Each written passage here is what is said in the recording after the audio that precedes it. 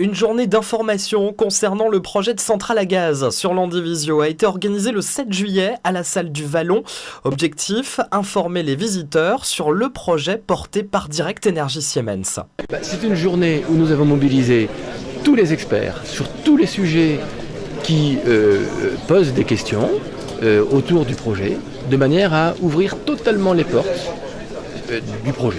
Et donc de permettre à tous les habitants de l'Andivisio et de la région de venir s'informer à la source avec des experts qui leur apportent les réponses. Il n'y a rien à cacher et aujourd'hui, au stade où en est le projet, c'est-à-dire encore très en amont, nous avons voulu donner le maximum d'informations au public et ça se passe très très bien avec beaucoup de questions et je crois beaucoup de réponses. Les opposants à ce projet étaient mobilisés aux abords de la salle. Louis Pouliquin est le porte-parole de l'association L'Andivisio doit dire non à la centrale. Cette journée rentre dans le cadre des préoccupations de pratiquement tous les Landivisiens, à savoir une mise à plat de l'opacité sur ce projet. Nous attendons beaucoup de réponses aux questions que nous nous posons également. Dans le hall, malheureusement, peu de gens sont là pour nous donner les vraies réponses aux vraies questions que nous posons. Voilà. Et nous sommes là assez nombreux aujourd'hui. Nous allons encore être plus nombreux tout à l'heure, histoire de démontrer aux porteurs du projet qu'il n'y a pas à l'Andivisio que des gens qui sont pour. Je crois que les gens qui sont contre apportent aujourd'hui la preuve qu'ils sont encore et de plus en plus nombreux.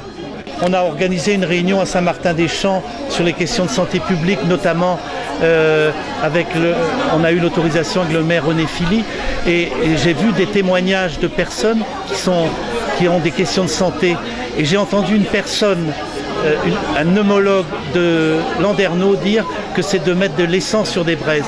Donc Force 5 est très attachée à la santé publique et j'espère qu'avec le professeur Bellepomme qui viendra en septembre ici, qui a fait l'appel de Paris pour que l'industrie chimique tienne compte de la santé publique et que le président d'Artac vienne informer les médecins et les professionnels de santé sur le pays de l'Andivisio et les monts d'Arrée.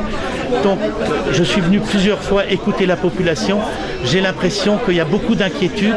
Il y a certains qui sont pour, mais qu'ils réfléchissent parce que avec ces professeurs et ces docteurs, on veut de la réelle information. Je regrette le manque de transparence dans ces débats. Voilà. Direct Energie a fait appel à des médecins. Aujourd'hui, vous leur faites pas confiance ? Alors, je ne sais pas leurs compétences, mais en tous les cas, je pense que quand M. Tigréat a envoyé des médecins, a donc appelé des médecins pour ce projet, il aurait dû avoir la population qui soit informée en même temps.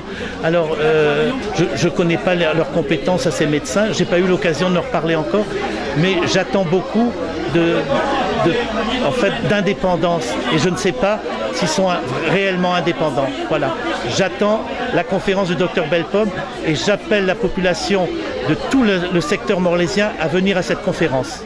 Sur cette question de l'indépendance des médecins présents à cette journée d'information, pointée du doigt par les opposants, le PDG de Direct Energie nous répond. Ce sont des médecins qui ont prêté le serment d'Hippocrate comme tout médecin et donc qui ont étudié le sujet de la centrale, qui ont accepté de l'étudier parce qu'il était conforme à ce qu'ils étaient prêts à venir expliquer et qui sont là pour répondre aux questions de la population.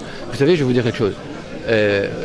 On n'aurait pas demandé à des médecins de venir, on nous aurait dit « Ah, vous ne voulez pas parler de ce sujet-là ».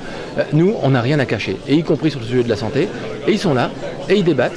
Et je vous promets que leur stand est animé, parce qu'il y a des discussions. Et c'est le jeu de la démocratie, qu'on puisse discuter, échanger et répondre aux questions, et c'est ce qu'on a voulu faire. Cette centrale à gaz sur l'Andivisio n'a pas fini de faire parler d'elle. Sa construction d'un montant de 400 millions d'euros doit être achevée en 2016.